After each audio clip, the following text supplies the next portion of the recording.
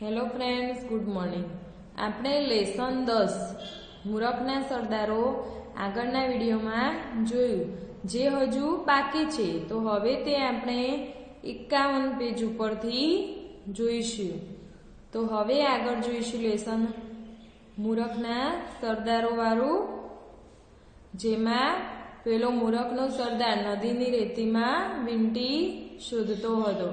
હા, અહીં રેતીમાં ઊંડો ખાડો પાડીને દાટી હતી. શું કે છે? પેલો મૂરખનો સરદાર જે રેતીમાં હીરાની વીંટી શોધે છે તે બોલે છે કે રેતીમાં ઊંડો ખાડો પાડીને દાટી હતી. પણ કઈ નિશાની રાખી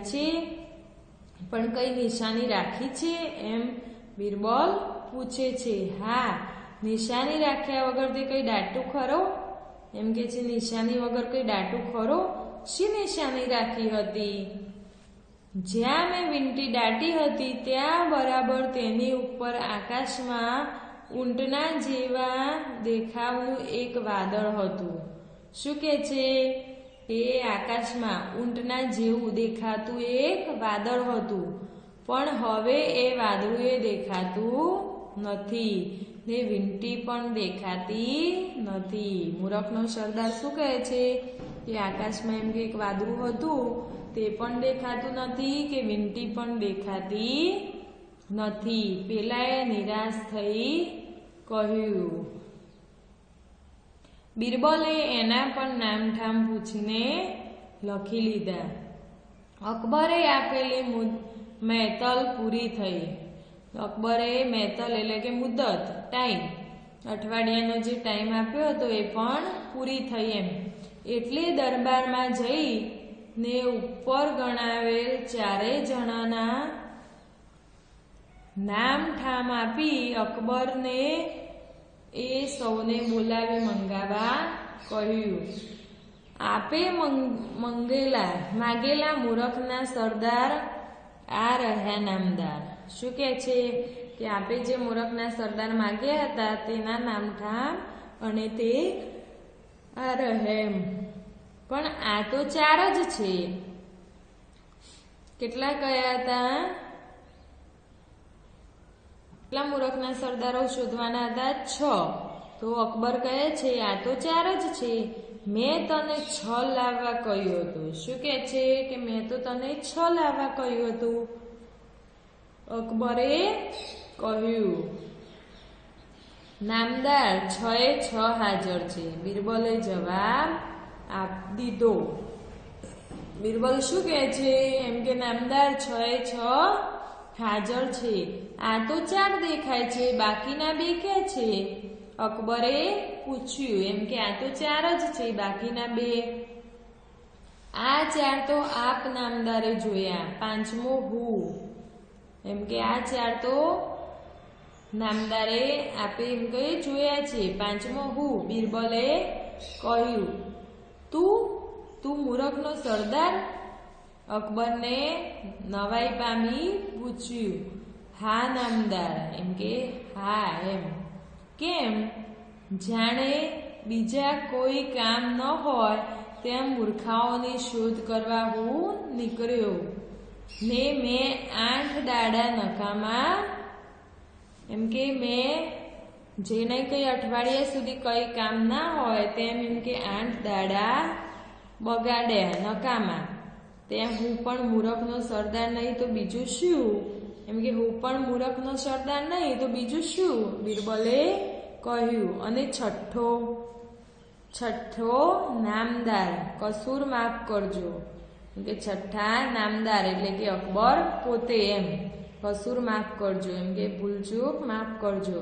પણ રાજકાજના ને બીજા અનેક સારા કામો પડતા મૂકી મૂરખના સરદારો શોધી દરબારમાં આણવાનો મને હુકમ કરનાર તે 6થો મૂરખનો સરદાર બિરબલે કહ્યું.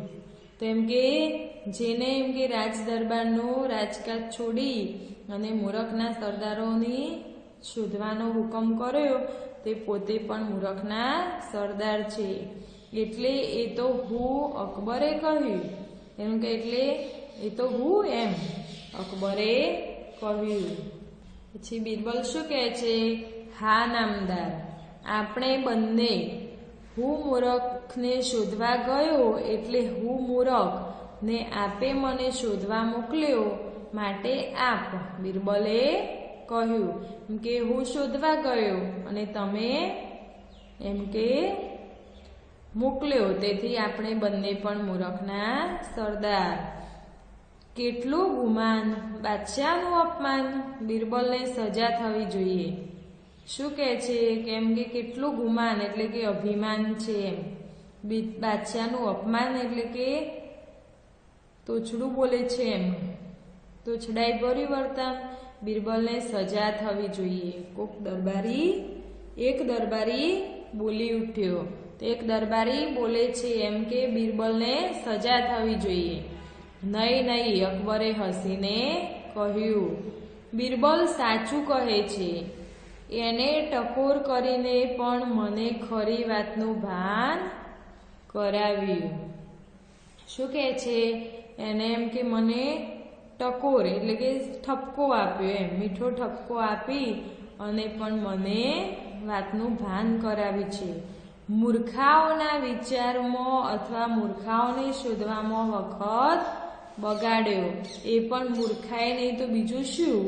એમ કે મૂરખના સરદારને શોધવા એમ કે વખત એટલે કે સમય બગાડ્યો, એટલે એ પણ મૂર્ખાએ નહીં તો શું છે એમ બાદશાહે કહ્યું.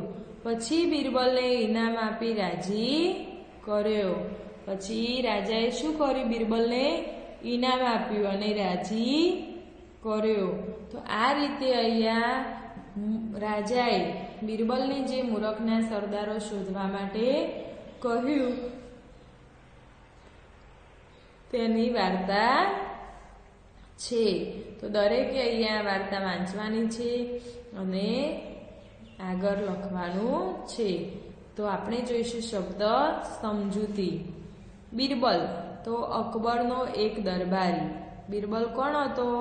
તો અકબર રાજાના મહેલમાં એક દરબારી, જે બુદ્ધિ ચાતુર્ય તેમજ હાજર જવાબીપણા માટે જાણીતો હતો. તો શું હતું તે? બહુ જ બુદ્ધિશાળી અને સીધો જવાબ આપવા વાળો, હાજર જવાબી હતો. પછી નામદાર, તો રાજા માટેનું નામવાચક સંબોધન.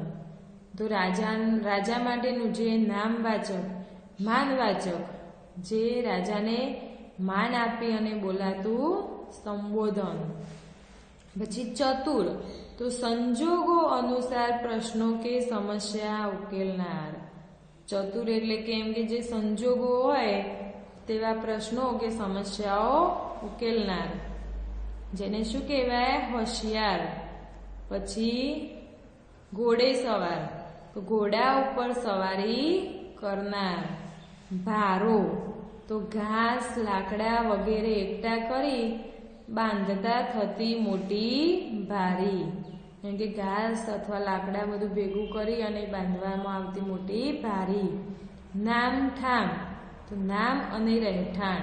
નામઠામ તો નામ અને રહેઠાણ. મહેતલ, તો મુદ્દત અથવા સમય મર્યાદા. કસૂર, તો વાંક અથવા ભૂલ.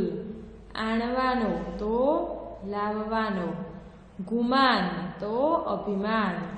અપમાન, તો સામી વ્યક્તિને દુઃખ થાય તેવું તોછડું બોલવું કે વર્તન કરવું.